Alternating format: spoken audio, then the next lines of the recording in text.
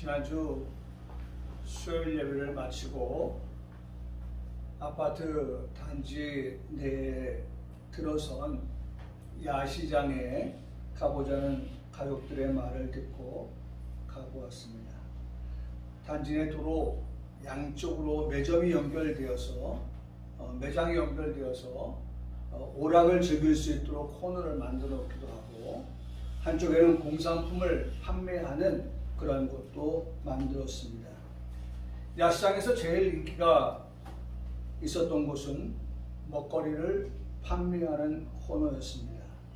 줄을 길게 서서 자신의 차례가 되어서는 주문을 하며 기다리는 모습을 볼 수가 있었습니다.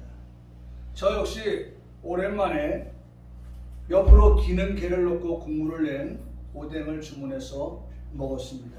이 관객을 보며 저는 이번 주 설교 본문을 마태복음 20장 1절로 16절까지 해서 기록된 말씀을 설교해야겠다는 생각을 하게 되었습니다. 그래서 오늘 본문이 결정이 되어졌던 것이죠. 오늘 본문의 시작은 이렇게 말씀되어지고 있습니다. 1절의 말씀은 20장 1절에 다 같이 봅니다. 뭐라고 써 있습니까? 천국은 마치. 천국은 마치. 예. 오늘 20장 1절부터 16절까지의 말씀을 기록하고 있는 그 배경 중심은 천국에 관한 말씀을 하시고자 함이었다. 그러므로 오늘 말씀을 준비하는 저 역시도 천국을 바라보며 천국에서 벗어나지 아니하는 설교를 준비해서 선포해야겠다고 하는 그러한 마음, 또 이 말씀을 듣는 우리 성도 역시 천국을 사모하면서 듣는 말씀이 되어야 하겠다라고 하는 생각을 하게 되었습니다. 그러므로 말씀이 끝나는 시간까지 오늘 우리는 천국에 관하여서 말씀을 우리가 생각하고 또 그 말씀의 은혜를 받는 그러한 시간이 되어지기를 바라는 것입니다.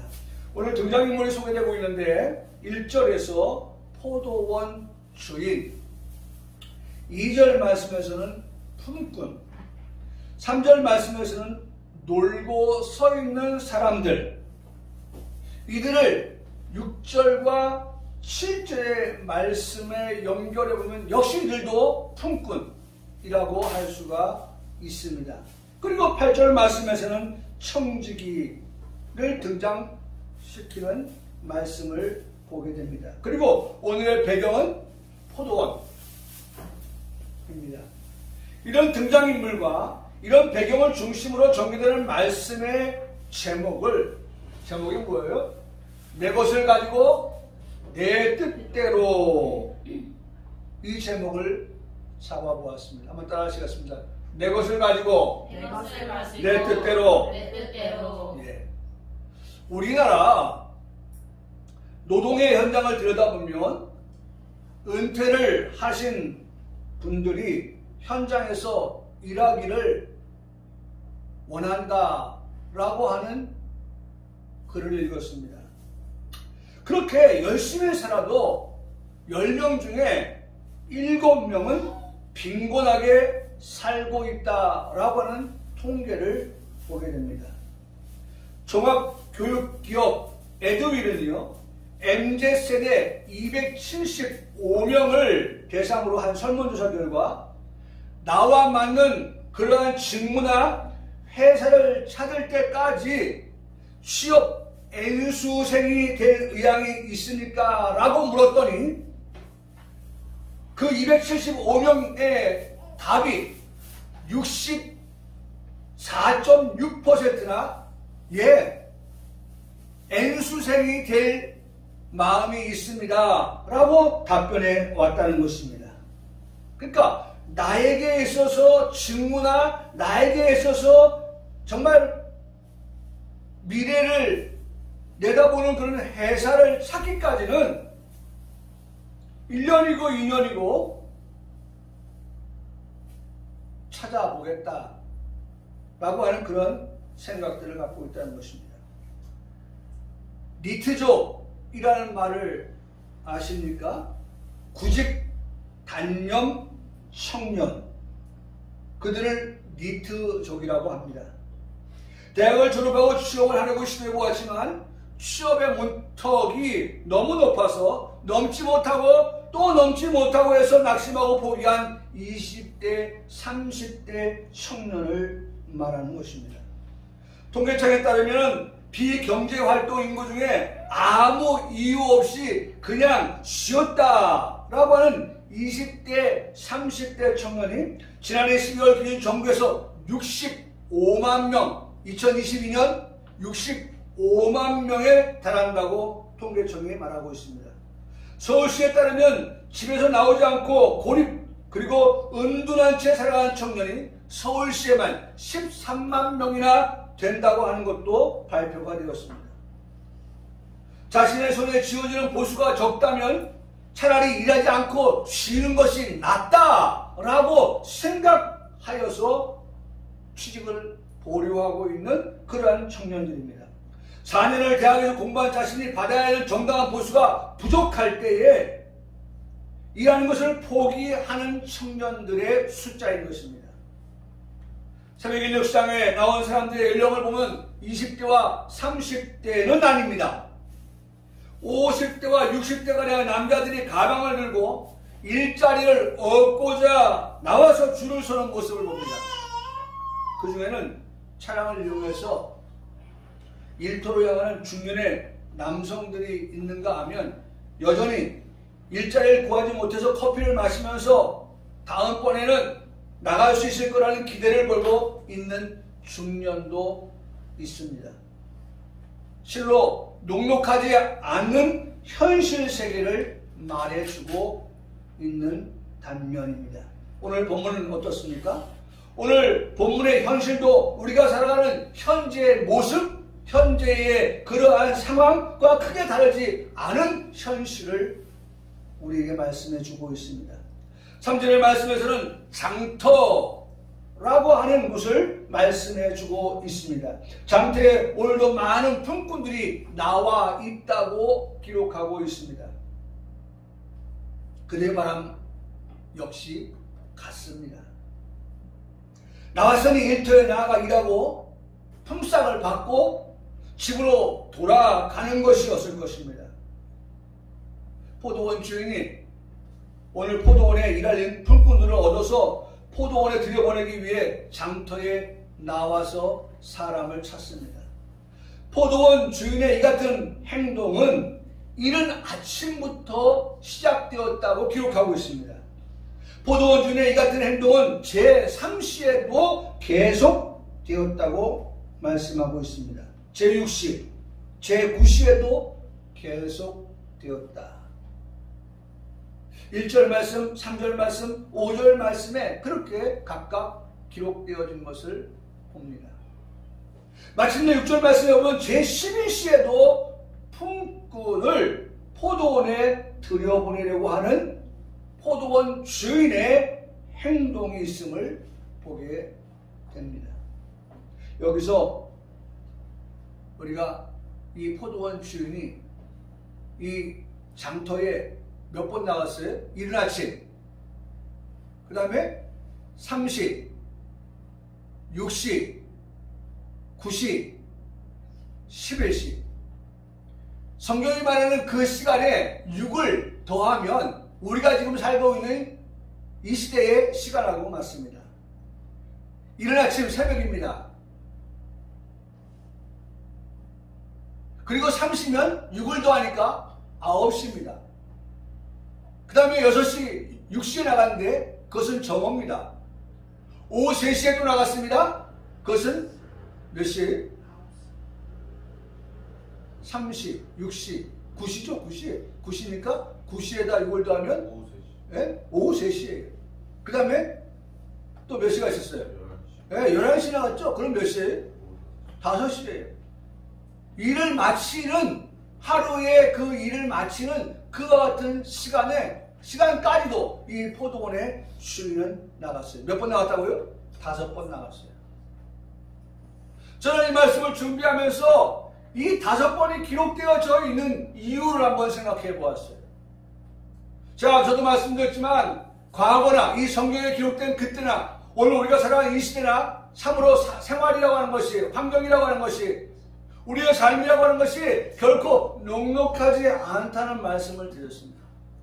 5번 나갔다고 하는 것은 성경에 기록된 숫자 5라고 하는 것에서 우리가 답을 얻을 수도 있습니다. 숫자 5라고 하는 것은 고통의 숫자입니다.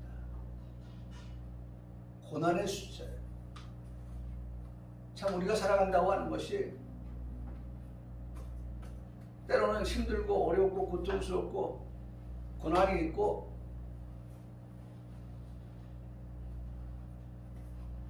여러분 우리 각자 다 들여다보면 그래요.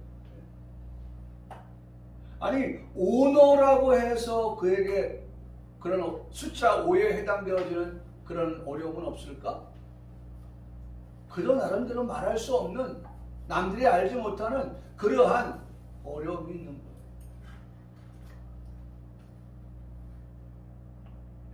성경에서 숫자 5에 대한 것을 보면 이런 것들이 대략 있습니다. 베데스다 연못은 그 행각이 5이 있다라고 말씀하고 있습니다. 행각 5이 있다. 5가 있어요. 근데 그 베데스다 연못에는 어떤 사람들이 모여 있었느냐 하면 거기에는 많은 병자들이 모여 있었습니다. 병자, 육체적으로 고통받는 사람들입니다. 육신적으로 고생하는 자들입니다. 그 베데스다 연못에 그런 육신적 고통과 아픔을 가지고 살아가는 자들이 모여 있습니다. 왜 모였을까? 그들이 거기에 왜 모여 있을까? 그것은 물이 동할 때에, 천사가 와서 물이 동할 때에 그 물에, 베데스다 연못에 제일 먼저 들어가는 사람은 어떤 병에 걸렸든지 나았기 때문입니다. 그러니까 언제 천사가 내려와서 이 베데스다 연못에 물이 동하여질지 모르니까 항상 오늘일런지 잠시 후일런지 언제일런지 모르니까 아픈 사람들이 거기에 와서 그때를 기다리고 있는 것입니다. 사실 베데스다라고 하는 것은 자비의 집이에요. 베데스다라고 하는 것은 은혜의 집이에요. 그러니까 은혜를 받기 위해서 이 베데스다 연못에 그들은 모여있는 겁니다. 혈기 마른 자도 모여있고 맹인도, 다리 저런 사람도, 많은 다양한 종류의 환자들이, 병자들이 모여서 은혜를 받기를 원하여서 자비를 힘입기 위하여서 이 베데스다 연못에 그들은 지금 모여 있다는 것입니다. 근데 그것이 행각이 5개가 있다. 5가 있다. 5. 또한 이게 이제 요한복음 5장의 말씀이고요. 요한복음 4장의 말씀을 보면 예수님께서 갈릴리로 가시다가 사마리아를 지나가실 때였습니다. 사마리아를 지나갈 때 예수님이 피곤하셨습니다. 그래서 우물 곁에서 물을 한 모금 마시고 가시려고 그 우물에서 쉬고 계셨어요. 근데 그때 누가 왔냐면 사마리아 여인이 물을 길러 왔습니다. 예수님께서 그 여인에게 물을 달라고 요청을 합니다. 아니 유대인 당신이 사마리아 여인인 나를 물을 달라고 해? 당신들은 우리를 어떻게 취급하고 있지? 아주 하대하잖아. 그런 당신이 나한테 그런 것을 요구한다는 게 아주 놀라운 사실인데? 라고 말할 때에 예수님께서 그 여인에게 묻습니다. 내 남편은 될 거야. 내 남편이 몇이냐? 없다는 거예요. 예수님 말씀합니다. 맞다. 그러나 너에게 남편 5이 있었다라고 말씀을 합니다. 남편 5이 있었다. 남편 5이 있었던 여인이라고 예수님께서 지적하여 말씀합니다. 지금 있는 남편도 내 남편이 아니라는 말씀을 합니다. 남편이 5이나 있었던 이 사마리아 여인, 오는 그 숫자가 의미하는 게 뭐라고요? 고통, 고난의 숫자라고 말씀드렸죠. 그 여인의 삶이 얼마나 고통스럽고 얼마나 고생스러웠으면 남편을 바꾸고 5번이나 바꾸는 그러한 일들이 그 여인에게 있었을까? 인생이 그렇다는 거죠. 세 번째로 번제단의 그 사이즈가, 번제단의 사이즈가 5규빗입니다. 가로가 5규빗, 세로가 5규빗입니다. 그러니까 50cm를 곱하면 5, 25, 2m 50cm, 2m 50cm, 2m 50 곱하기 2m 50cm 크기의 번제단이 있는데 그 번제단은 무엇하는 것입니까? 짐승을 잡아서 어떻게 불태우는 것입니다. 짐승이 어떻게 되는 것이 고통을 당하는 것입니다. 짐승의 괴로움을 당하는 거예요. 죽임을 당하는 것이에요. 죽어가는 것, 그것이 번제단입니다. 이로 인해서 우리의 죄와 우리의 죄와는 이별을 말할 수 있는 그와 같은 것이 번제단입니다. 예수님께서 피우신 고통이 절정에 달할 때에 예수님의 그 고통이 예수님의 피 흘리심을 통하여서 절정에 달할 때에 예수님이 죽으셨을 때에 오늘 우리가 죄사함을 받게 되었지 않습니까? 예, 바로 그것이 예수님의 고통인 거예요.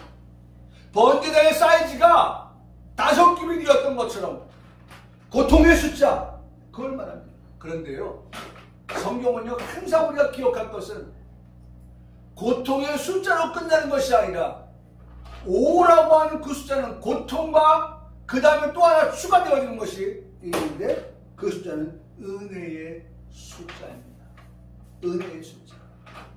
여러분, 기독교인은요, 고통만 바라보면 안 되는 거예요. 우리에게 고통이라고 하는 것이 우리의 현실일 수 있지만 그 현실 가운데서 우리가 믿는 하나님은 우리에게 그 고통 가운데서 우리에게 뭘 주셔요? 은혜를 주시는 분이라고 하는 이 사실까지도 우리가 믿고 그 말씀을 우리가 의지하고 확신하면서 살아가는 우리 성도들의 삶이 되어야 한다는 것이죠. 그게 다른 거예요. 불신자와 또 믿는 하나님의 자녀와의 차이점은 5라고 하는 그 숫자에 압도가 되어서 우리는 고통하며 살아갈 수밖에 없는 인생이라고 하는 것으로 절망하는 그런 인생이 아니라 오늘 5라고 하는 것이 우리의 삶의 고통이지만 그러나 내가 믿는 하나님은 그 어려운 가운데서 우리에게 어떻게 은혜의 숫자 5가 되게 하시는 분이시다라고 하는 것을 우리는 결코 잊으면 안 된다. 그래서 여러분 로마서 5장 20절의 말씀은 죄가 더한 곳에 한번 따라 하시겠습니다. 은혜가 더욱 넘쳤나니. 앞에 뭐가 있어요? 네? 죄가 더한 곳, 죄라고 하는 것, 그것이 우리의 고통이지만 그러나 그 고통을 예수님을 통하여서 우리에게 은혜를 더하여 주시. 결과적으로 종착이 뭡니까? 끝이 뭡니까? 우리에게 은혜를 더하여 주시는 것이 하나님께서 우리를 향한 뜻이지 우리의 고통만 안겨다 주고 끝나는 그러한 인생으로 끝나게 하심이 아니라는 것입니다. 할렐루야. 아멘. 여러분 그렇게 믿으시기 바랍니다. 아멘. 내가 믿는 하나님은 고통의 숫자 5로 끝나게 하시는 하나님이 아니에요. 적어도 우리는 하나님의 자녀이기 때문에 하나님께서 오늘의 현실이 우리가 무시하거나 우리의 현실을 외면하거나 할 수 없는 그러한 일들이 우리에게 있지만 그러나 결과적으로 하나님은 우리에게 반드시 은혜를 주시는 분이라고 하는 사실을 우리가 기억하면서 믿으면서 살아가는 성도의 삶이 되어야 한다는 것입니다. 그래서 여러분 이 말씀을 통해서 우리가 생각해 보는 것은 우리가 이러한 품꾼들이 장터에 모였을 때 이런 포도원의 주인이 5번이나 그 품꾼들을 포도원으로 들어가게 했던 이 모든 것들을 우리가 생각해 보면서 이 말씀을 한번 생각해 보는 것입니다. 첫째로 우리 머릿속에 그림을 그렸는데요. 그래서 그림을 하나 여기다 올려놨는데요. 이 사람은 청직입니다. 청직이. 포도원 주인은 아닙니다. 오늘 성경 우리가 읽어보면 돈을 주는 사람은 청직이에요. 그래서 저 사람들은 품꾼들이죠. 그런데 그러니까 품꾼, 먼저 주인, 포도원의 주인, 품꾼, 그 다음에 청직이, 포도원, 아까도 처음에 우리 말씀드렸죠. 등장인물, 그 다음에 배경, 이것들 한번 우리가 머릿속에 한번 그려봅니다. 자, 그러면 우리가 오늘 본문의 말씀에서 첫 번째로 생각해 볼 것은 주인이, 여러분 이 말씀을 잘 보세요. 주인이, 포도원 주인입니다. 주인이 품꾼을 포도원에 어떻게 해요? 들여 보내는 것이다. 여러분 뭐 당연한 말 같지요. 근데 여기에서 주시는 의미는 이루 말할 수가 없어요. 품꾼은 장터에 왜 나왔습니까? 나온 이유가 뭡니까? 일하기 위해서예요. 일하려고. 일자리를 찾아 나온 겁니다. 하루 벌어서 먹고 생활하기 위해서 오늘 지금 장터에 나왔습니다. 그런데 일할 수 있는 일터가 없다면 오늘은 빈손으로 돌아가는 무거운 발걸음이 되었을 것입니다. 일거리가 없는 거예요. 두 번째, 일거리는 널려 있는데 나를 써주는 사람이 없으면 역시나 어떻게 됐겠어요? 아무것도 손에 쥐지 못한 채 집으로 돌아가야만 했을 것입니다. 여러분 아무리 내가 일하고자 하는 의욕이 넘친다고 해도 나 일 잘해요. 뭐든지 맡기만 주세요. 라고 하는 그런 의욕이 넘친다고 해도 주인이 오늘 나와 같이 일합시다. 이 말 떨어지지 아니하면 날 불러주지 아니하면 날 써주지 아니하면 어디도 갈 수가 없는 거예요. 아무리 애쓴다고 해도 안 되는 것은 안 되는 것입니다. 아무리 노력한다고 해도 안 되는 것은 안 되는 것입니다. 다시 돌아가서 기억할 수 있으면 좋겠습니다. 본문의 말씀은 무엇을 말씀하시기 위해서 오늘 1절부터 16절까지 말씀하고 있느냐라고 할 때 제일 앞에 1절에 천국은 마치, 천국은 마치. 여러분 천국에 대한 말씀을 하시기 위해서 오늘 이 포도원에서 발생되어지는 일들에 대하여서 지금 말씀해 주고 계신다는 것입니다. 천국을 말씀하시고 일등 말씀하죠. 천국은 나의 행위나 천국은 나의 공로로 들어가는 것이 아니라는 것을 말씀해 주는 것입니다. 품꾼을 볼 때에 똑똑해 보여서 주인이 이 사람 참 똑똑하니까 우리 포도원에 가면 일 잘할 거야 라고 해서 포도원에 보낸다.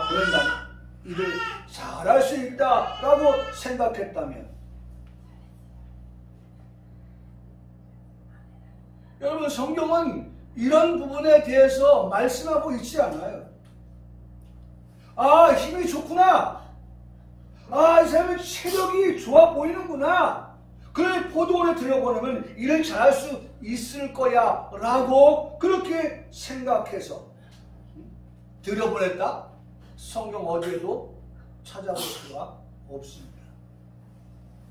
품꾼의 배경에 이 사람 보내면 혹 우리 포도원에 무슨 좋은 영향력 미치지 않을까? 라고 해서 들여보냈다? 라고 하는 근거도 없습니다.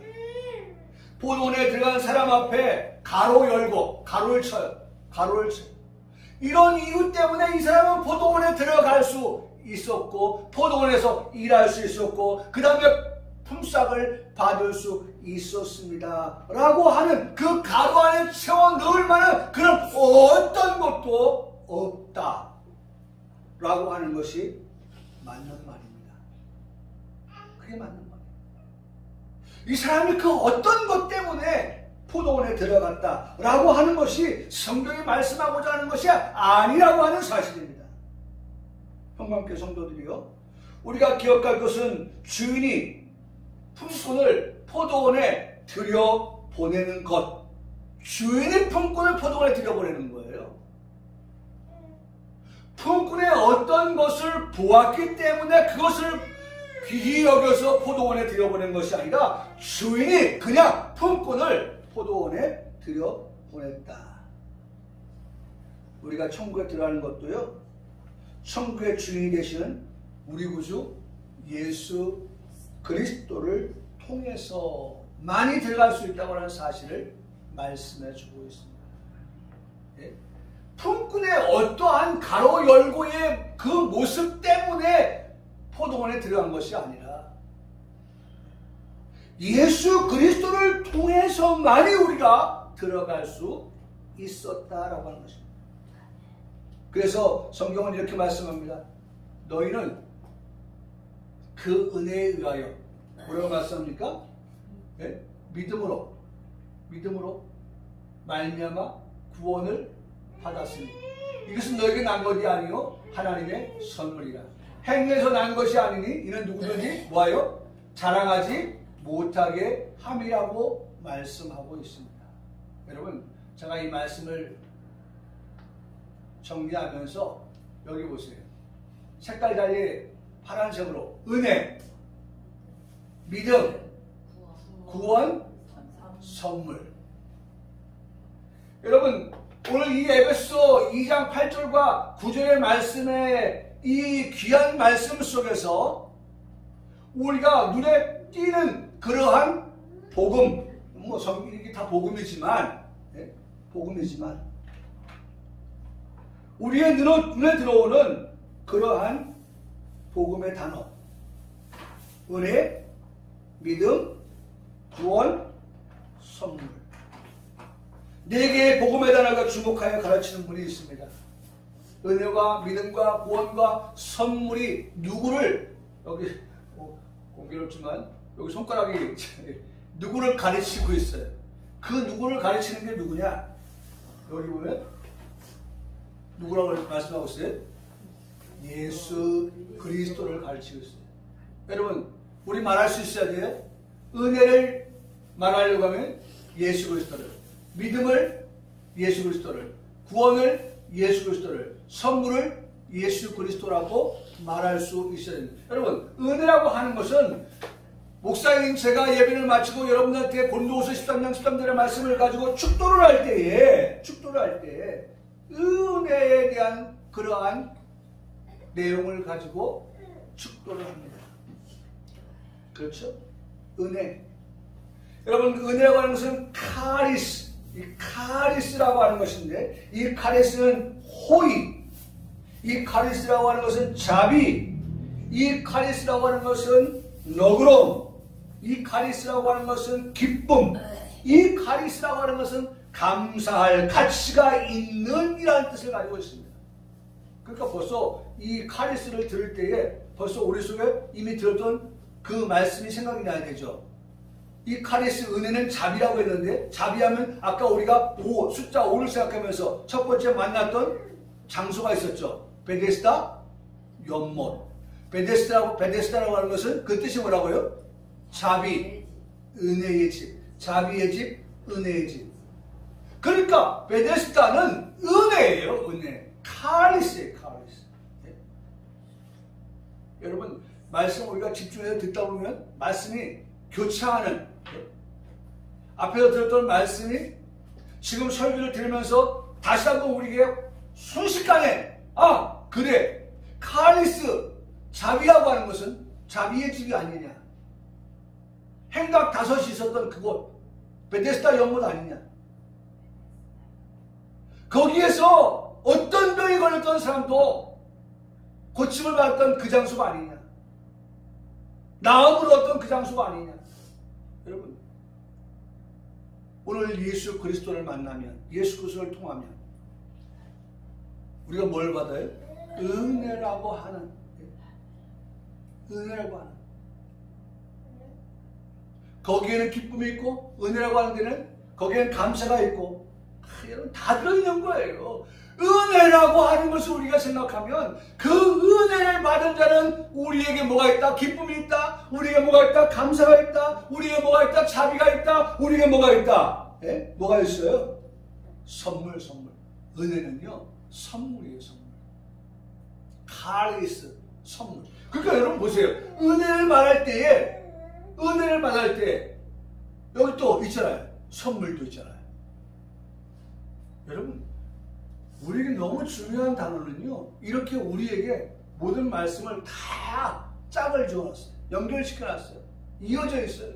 어떤 것도 별도가 아니에요. 다 하나 되어서 우리에게 말씀하고, 주도 하나고 성령도 하나요, 믿음도 하나요, 다 하나된, 카리스를 말하는데 은혜를 말하고, 카리스를 말하는데 감사를 말하고, 카리스를 말하는데 구원을 말하고, 믿음을 말하고.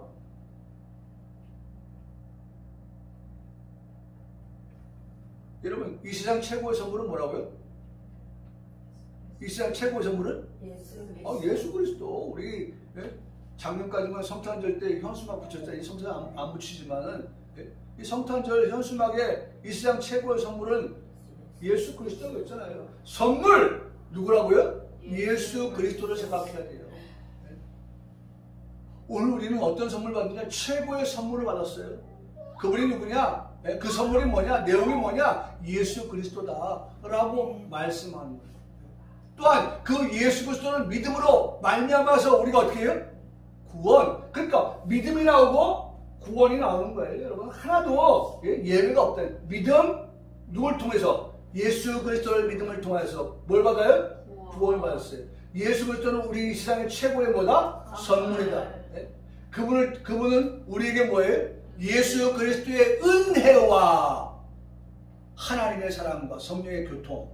우리 성부 삼일체 하나님 말씀 드릴 때 제일 먼저 예수 그리스도, 그 예수 그리스도는 뭐다? 은혜다. 은혜. 여러분 은혜를 말하려고 한다고 하면 반드시 빼놓고 말할 수 없는 예수 그리스도. 은혜를 말하려면 우리는 예수 그리스도를 생각해야 돼요. 예수 그리스도. 다 나와 있어요. 다 나와 있어요. 우리의 구원은 은혜입니다. 우리의 구원은 믿음입니다. 우리가 얻게 된 구원은 하나님의 선물인 것입니다. 주인이 품꾼을 포도원에 어떻게 하겠어요? 들여보내는 것이다 라는 것을 생각할 때, 내가 들어가겠다! 나 들어가게 해주세요! 그렇게 해서 들어가는 것이 아니라 포도원에 들어가는 것은 품꾼이 많은데요. 누가? 주인이 당신 오세요. 같이 일합시다. 포도원에 들어가서 일하고 그에게 하루를 마칠 때 일당을 챙겨주는 그 일의 시작은 누가 한다? 주인이 하는 것이다. 주체가 힘이 있고 건강한 품꾼에 있는 게 아니에요. 아무리 힘이 있고 체력이 좋고 포도원에 가서 정말 일 잘할 것 같아. 그래서 그 품꾼이 나 좀 써주세요. 나 일 잘할 수 있어요. 물론 그럴 수 있죠. 근데 결과는 뭐예요? 주인이. 사실 제가 어떤 분의 설교를 들어보니까 이 부분에서 이렇게 말씀하고 있어요. 주인이 사실은 오늘 이 장터에서 포도원에 들어가서 일할 품꾼들을 안 불러도 포도원을 운영해 갈 수가 있었다는 거예요. 근데 우리가 사는 세상은 어떤 세상이냐? 더불어 사는 세상 아니냐? 지금 그런 얘기 하잖아요. 기업들이 경기가 어려우니까 어떻게 합니까? 사람을 안 뽑는 거예요. 그래서 정부가 지원을 할 테니까 적극적으로 그 대통령이 항상 그 쓰는 글 가운데 하나가 뭡니까? 기업이 일을 하면 정부가 어떻게 해주겠다는 거예요? 지원하겠다는 거예요. 정부가 지원하겠다. 정부가 지원해 줄 테니까 기업들이 마음껏 일해라.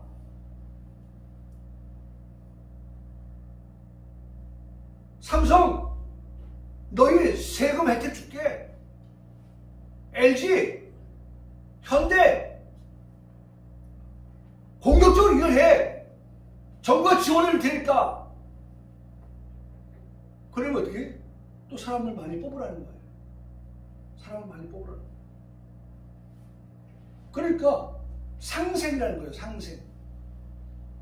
기업도, 회사도, 그 다음에 어떻게? 근로자도, 직원도 함께 잘 살 수 있겠다. 그 말을 하는 거예요. 그러니까 사실은 포도원에 이 통꾼들 안 불러도 운영이 되는데 지금 이 포도원의 주인이 어떻게 합니까? 사람들을 지금 포도원에서 일할 수 있도록 기회를 어떻게 해요? 제공해 주는 거예요.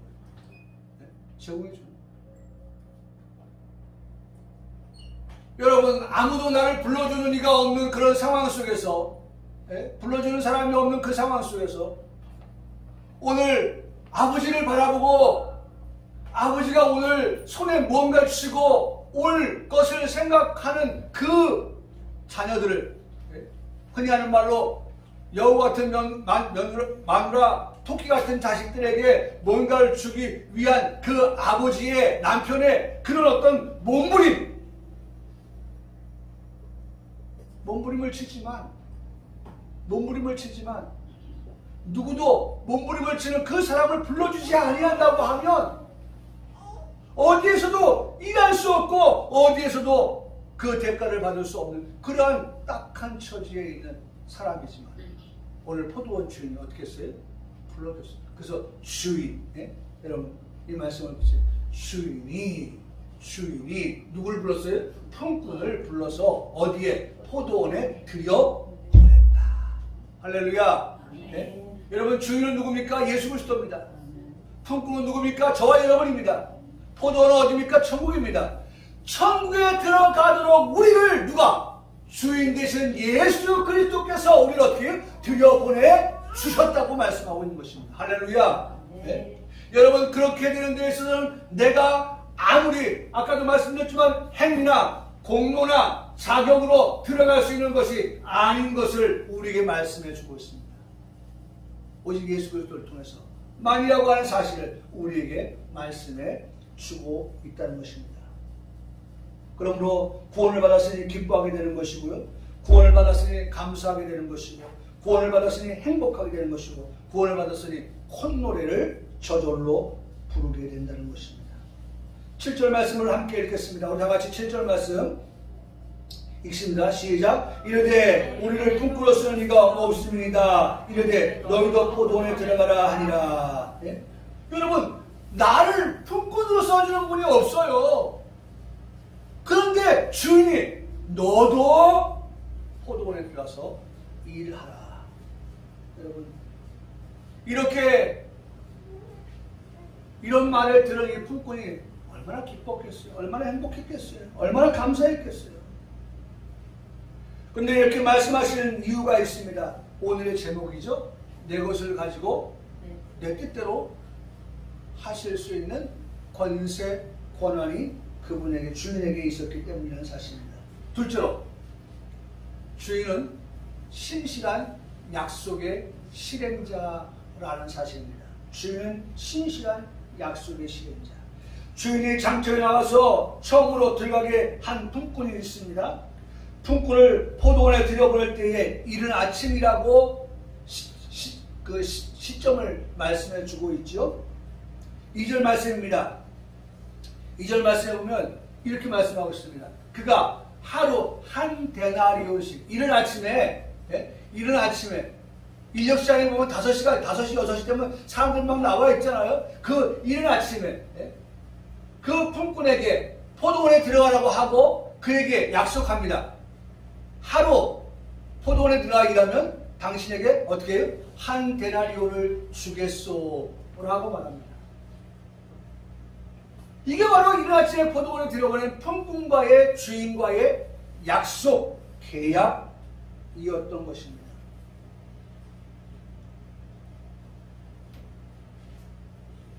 여기에 추가적인 약속이 있어요, 없어요?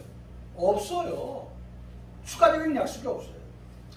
이면의 계약도 없습니다. 간단합니다. 명료한 계약이 이루어진 것입니다.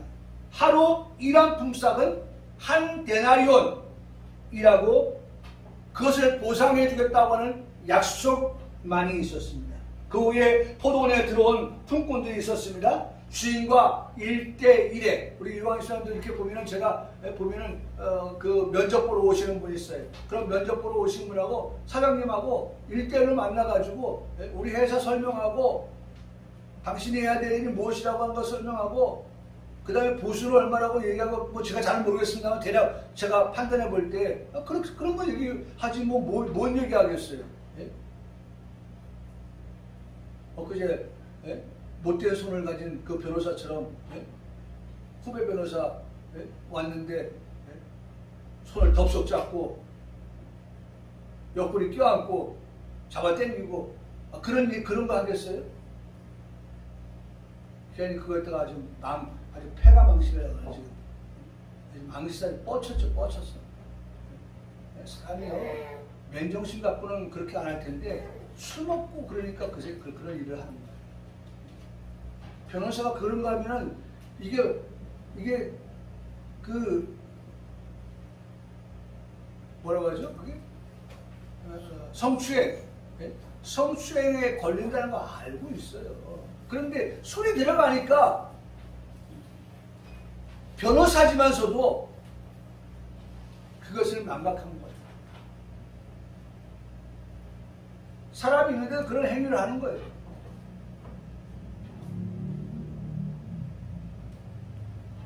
일대일의 관계에서의 계약을 맺는 거예요. 주인과 오늘 품꾼과의 일대일의 관계예요. 그러니 일대일의 관계였기 때문에 이른 아침에 오는 사람이 한 데나리온 받는 건 당연한데 그 뒤에 오는 사람은 주인과 얼마로 계약을 했는지 아무도 알 수가 없는 겁니다. 제3시에 장터에 가서 보았습니다. 장터에서 놀고 있는 품꾼들을 보았습니다. 제30은 오전 9시라고 말씀을 드렸습니다. 지금 같은 4월에 9시면 벌써 환하게 밝은 아침입니다. 많은 사람들이 이미 직장에 출근해서 자기의 자리에 앉아서 업무를 시작하는 그 같은 시간입니다. 포도원에 들어보낸 품꾼들과의 주인의 약속은 상당하게 주리라. 상당하게 주리라. 여기 한 데나리온이에요. 그런데 제3시에 포도원에 들어오는 그런 품과 약속은 상당하게 주리라. 아니 그렇다면 여러분 한번 생각해 보세요. 사장님 상당하게 주신다고 말씀하셨는데 그 상당하게가 얼마예요? 물었어야 하지 않습니까? 근데 성경은 상당하게 주라고 하는 주인의 말만 듣고 이 품꾼이 얼마예요 그것이? 라고 물었다는 말씀이 없습니다. 왜일까? 여러분 한번 추측해 보세요. 왜일까요? 아니 우리는 이유하면 계약서를 쓸 때에 정확해야 나중에 문제가 발생했을 때 계약서를 내밀고 그때 사인하고 나하고 1대1로 계약서 이렇게 쓰지 않았습니까?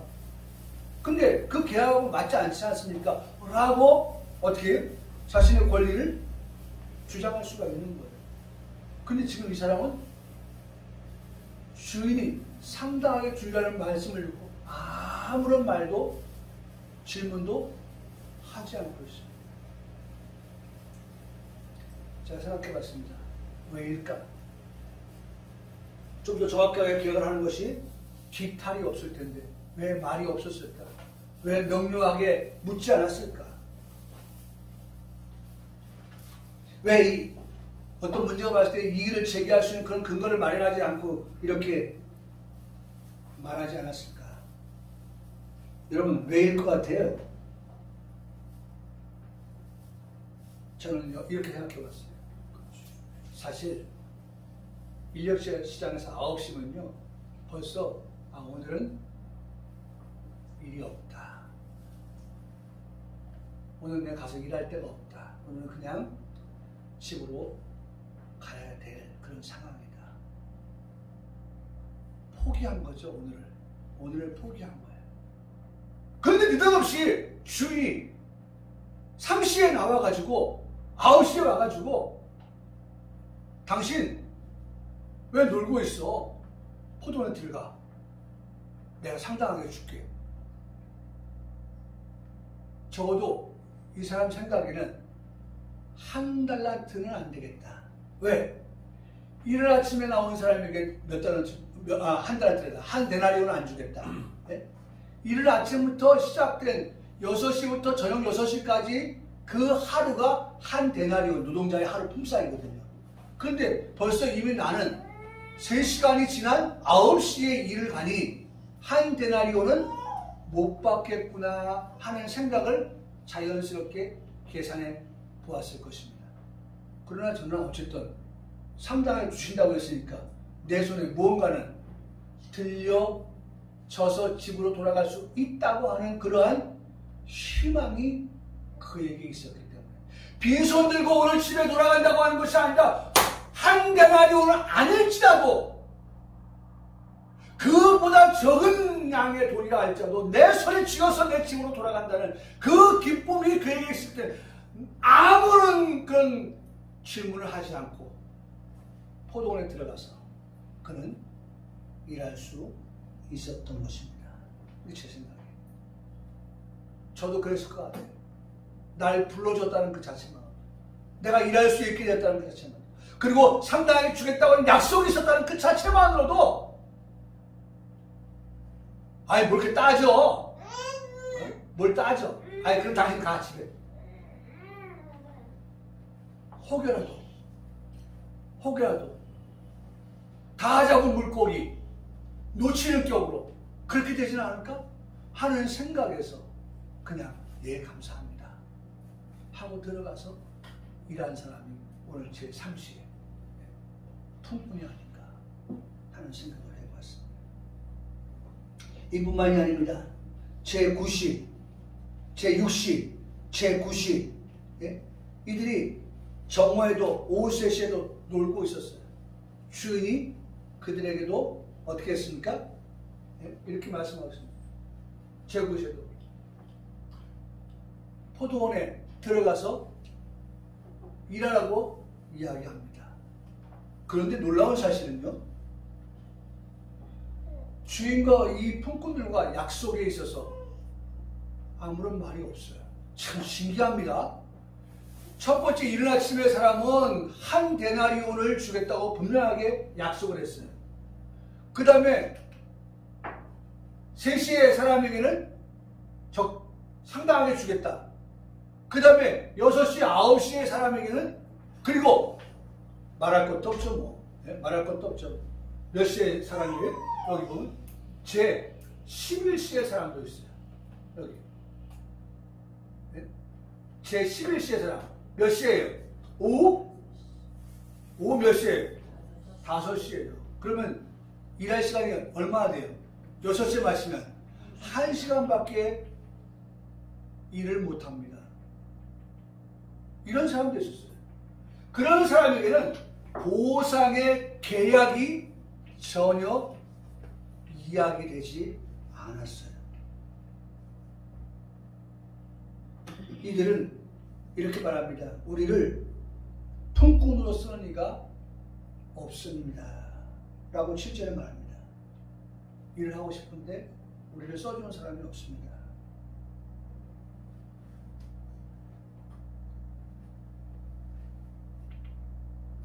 여러분, 품꾼과 주인과의 약속은 이 세 가지로 정리가 됩니다. 세 가지로. 한 데나리온, 상당하게, 그 다음에 아무런 계약이 없는 백지 약속이죠. 백지 약속. 그럼에도 품꾼은 오늘 한 시간을 일하고 비록 백지 약속을 하여도 내일 이 주인이 오늘의 성실함을 기억해서 내일 써주기를 기대하고 약속 없이 포도원에 들어가서 일하지 않았을까? 저는 그 생각을 해봤어요. 오늘 내가 그냥 무료 봉사한다, 1시간 정도 무료 봉사한다, 그래서 열심히 하는 모습을 주인이 보면 내일 또 이 인력 시장에 나가서 어제 당신 보니까 참 열심히 하던데 오늘 당신 우리 포도원에 가서 일을 해. 이런 기대를 가지고 그냥 포도원에 들어가서 일하라고 하니까 그냥 계약 없이 들어가서 일한 것은 아닐까. 마침내 해가지고 8절에 저물 때가 되었습니다. 주인이 청지기를 통해서 품꾼들에게 싹스를 주게 합니다. 여기 아까 말씀드렸죠? 이 청지기입니다. 일한 사람들에게, 품꾼들에게 싹스를 주라고 합니다. 먼저 청지기 앞에 나온 품꾼은 1시간 일한 제일 마지막에, 나중에 포도원에 들어와서 일한 사람이었습니다. 아무런 주인과 계약이 없었던 사람이 청지기가 불러서 그 앞에 섰습니다. 얼마를 주겠다고 한 약속도 없어서 아마 이 품꾼은 크게 기대를 하지 않고 있었을 것입니다. 왜냐하면 이른 아침에 들어와 일한 품꾼과의 약속이 한 데나리온이라는 사실을 알고 있었기 때문입니다. 하루 노동자의 품삯이 한 데나리온이었기 때문입니다. 그러나 자신이 받을 품삯이 불과 1시간밖에 일하지 아니었기 때문에 그렇게 많은 것을 기대할 수가 없었던 이 품꾼입니다. 그런데 결과는 뜻밖이었습니다. 상상하지 못한 일이 그 앞에 벌어진 것입니다. 자신의 손에 들려준 품삯이 한 데나리온이 되었기 때문입니다. 얼마나 기뻤을까? 나는 상상도 하지 못했어요. 1시간밖에 일하지 않은 나에게 한 데나리온을 청지기를 통해서 받게 되었다고 하는 이 사실이 이 사람에게는 얼마나 행복했고 얼마나 기뻤을까? 얼마나 감동이 되었을까? 그 한 데나리온을 받으면서 그 청지기 앞에 아이고 감사합니다. 아이고 감사합니다. 아이고 감사합니다. 몇 번이고 머리를 숙여서 인사를 하지 않았을까? 그런데 이 모습을 지켜보고 있던 먼저 품꾼들의 생각은 바빴어요. 뭐에 바빴을까요? 계산하느라고 바빴어요. 이거 뭐야? 1시간밖에 안 하는 사람한테 뭘 줬어요? 한 데나리온을 줬네? 그러면 나는 저 사람보다 더 많은 시간을 일했으니까 야, 이거 기대가 되는데? 한 데나리온보다 많을 수 있겠다 라고 하는 그런 바쁜 그런 계산이 그들의 머리를 스쳐 지나갔습니다. 최소한 한 데나리온 이상은 받게 될 것이라는 기대를 하게 되었습니다. 제9시에 들어와 일을 한 품꾼은 한 데나리온보다 더 받을 것을 생각하며 기대에 젖었을 것입니다. 제6시에 들어온 사람은 9시에 들어온 사람보다 더 많이 일했으니까 그보다 더 많이 받겠지? 했을 겁니다. 3시에 들어온 사람은 더 많이 받을 것이라는 그런 기대도 했을 것입니다. 그런데 10절 말씀해 보세요. 여러분 성경 10절 말씀이니까 그들도 어떻게 얼마 줬어요? 한 데나리온씩 받은지라. 네? 그들도 한 데나리온씩 받은지라. 네? 한 데나리온씩 받았어요. 네, 여러분 한 데나리온씩 받았어요. 자, 한 대를 받으니까 당연히 뭐가 나오겠어요? 원망이 나오죠. 원망이. 원망의 내용 들어보니까 여러분 우리 이해되겠어요? 안 되겠어요? 이해됩니다. 왜? 이거 뭐라고 원망합니까? 아니 1시간 일하는 사람과 종일 수고하는 사람의 품삯이 어떻게 같을 수가 있어요? 어떻게 같을 수가 있어요? 차등을 줘야죠. 많이 일하는 사람은 어떻게 해요? 많이 받고 적게 일하는 사람은 어떻게 해요? 적게 받는 게 맞죠. 그런데 어떻게 같을 수가 있어요? 원망했어요. 두 번째 원망입니다. 12시간을 어떻게 했어요? 더위를 견디며 일한 사람과 1시간 일한 사람과 어떻게 품삯이 같을 수가 있습니까? 우리는요, 포도원에서 막 더위와 싸움을 하면서 땀을 찔찔 흘리면서 삘삘 흘리면서 그렇게 일하는데 1시간 일한 사람과 같은 대를 한 대를 준다고요? 자연스럽게 원망이 나왔습니다. 사랑하는 성도 여러분, 이들의 원망이 공감이 됩니까? 예, 공감이 되죠. 이들의 원망이 동의가 됩니까? 예, 동의가 되죠. 이들의 주장에 틀린 말이 있습니까? 없죠. 다 맞아요. 아마 지금으로 말하면 나 고용노동부에 갈 거야. 고용노동부에 가서 나 신고할 거야. 아마 이런 얘기까지 나왔을 거예요.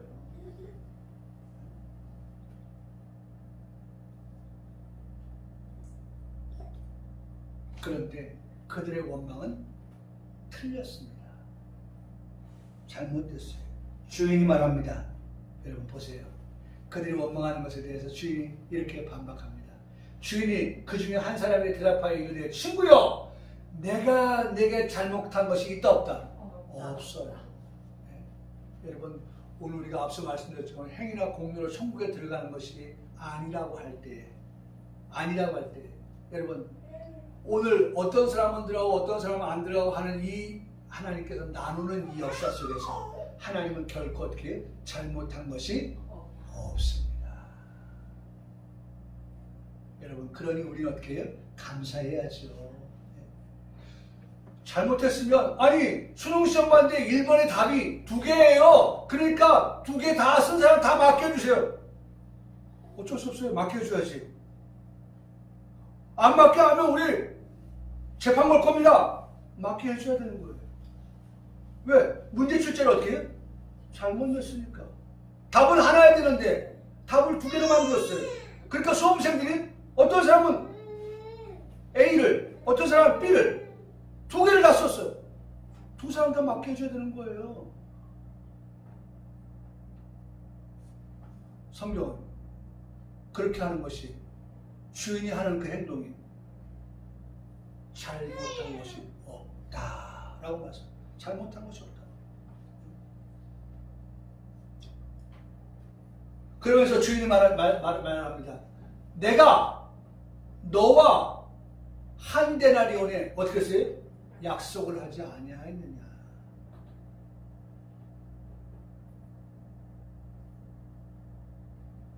약속 지키시는 주인. 주인은 약속을 지켰어요.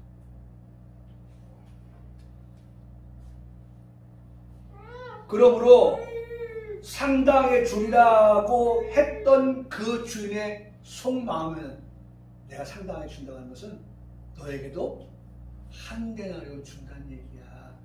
그 사람은 한 데나리온 생각을 전혀 못하고 있었지만 주인은 이미 어떻게 해요? 너에게도 한 데나리온 줄 거야.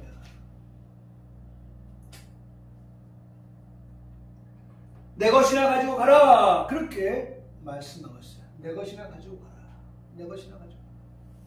내가 너에게 그렇게 약속한 대로 너는 한 달에만 가져가면 되는 거야. 라고 말합니다. 그러면서 말씀합니다. 뭐라고 말씀합니까? 그렇게 하는 것이 내 뜻이니라. 내 뜻이. 여러분 하나님의 뜻입니다. 우리 창민이가 예수님 믿고 하나님의 자녀가 되고 천국 들어간 것은 뭐예요? 하나님의 뜻입니다. 오늘 우리 유희진, 유희선, 유희임, 예? 우리 이 세 자녀가 예수님을 믿고 하나님의 자녀가 되어서 천국 들어간 것은 누구의 뜻이에요? 하나님의 뜻이에요. 내 뜻이니라.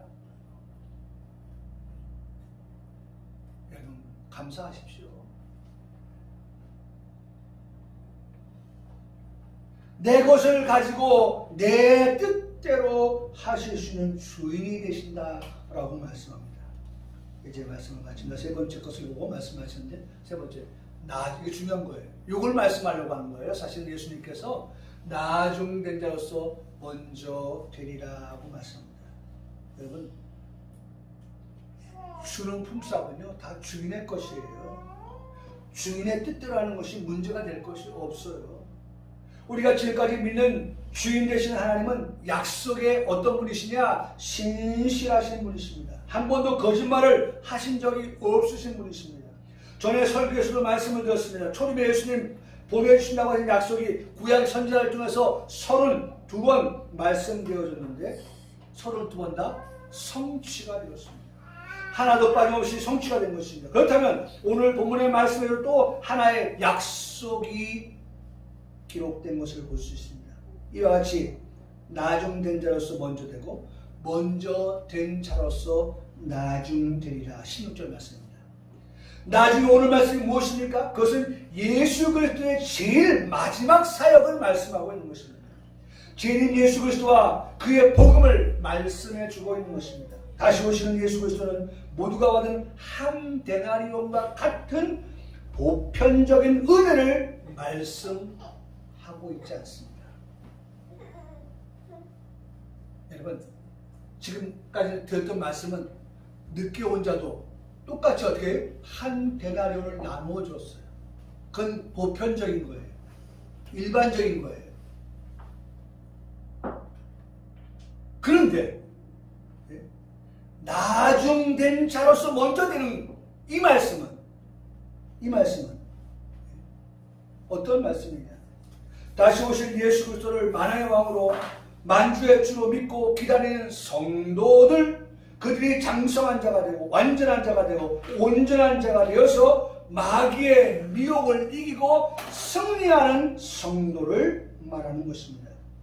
그들에게는 그리스도의 나라가 도래할 때에 그리스도와 함께 불갑을 왕노릇할 자가 되게 하신다고 말씀합니다. 살아서 그리스도와 더불어 1000년 동안 왕노릇한다라고 요한계시록 20장 4절에 말씀합니다. 이루어질 약속의 말씀 우리에게 들려주고 계시는 것입니다. 기억하십시오. 나중된 자로서 먼저 되고, 이 말씀은 놀라운 하나님의 계획하심이 진행되고 있다는 사실을 우리에게 말씀해 주고 있는 것입니다. 그리고 반드시 속히 될 일을 우리에게 말씀해 주고 계시는 것입니다. 그러므로 우리는 오늘 은혜 시대의 말씀을 들었습니다. 그 아까 한 데나리온을 받은 것이 다 은혜 시대의 말씀이에요. 언제 어느 때 우리가 예수를 믿으면 누구든지 구원을 받는다. 이거 한 데나리온 받은 자를 말씀하고 있는 것이에요. 모두가 다 구원을 얻는다는 사실을 말하는 것이죠. 그리고 우리는 마지막 가서 환난의 복음을 듣게 되고 시온의 말씀을 듣게 되는데, 마귀의 미혹을 이기고 나오는 자는 십자가로 이긴 자이고, 그리스도의 말씀을 통하여서 이김을 받아서 살아서 그리스도의 나라가 들어갈 뿐만 아니라 왕노릇하려고 하는 이 말씀이 이루어지는 신실하신 약속의 말씀을 붙들고 나가는 성도, 그들이 바로 어떤 자냐? 나중된 자예요. 나중된 자. 은혜 시대의 말씀은 한 데나리로 끝나지만, 나중된 자는 하나님께서 살아서 그리스도의 나라에서 그리스도와 더불어 1000년 동안 왕노릇하는 그와 같은 자들을 말씀하고 있다는 것입니다. 그들은 실로 나중된 자로서 먼저 되고를 믿는 성도인 것입니다. 내 것을 가지고 내 뜻대로 하시는 주인이 이렇게 말씀해 주고 있는 것입니다. 이번 한 주간도 하나님께서 우리에게 주신 은혜의 선물을 받아 감사하며 살되 원망하거나 불평하지 않는 삶을 살아가는 성도 모두의 삶이 되기를 바라면서 이 말씀 하나 우리 같이 읽고 마치겠습니다. 한번 다 같이 읽겠습니다. 시작. 내 은혜가 내게 족하도다. 우리 주 예수 그리스도로 말미암아 우리에게 승리를 주시는 하나님께 감사하오니, 그러므로 내 사랑하는 형제들아, 견실하며 흔들리지 말고 항상 주의 일에 더욱 힘쓰는 자 되리라. 이는 너의 수고가 주 안에서 헛되지 않은 줄을 알미라. 여러분 이번 한 주간도 흔들리지 말고 견고하여서 주 안에서 수고하는 우리 성도들 되시기를 주님의 이름으로 간절히 소원합니다.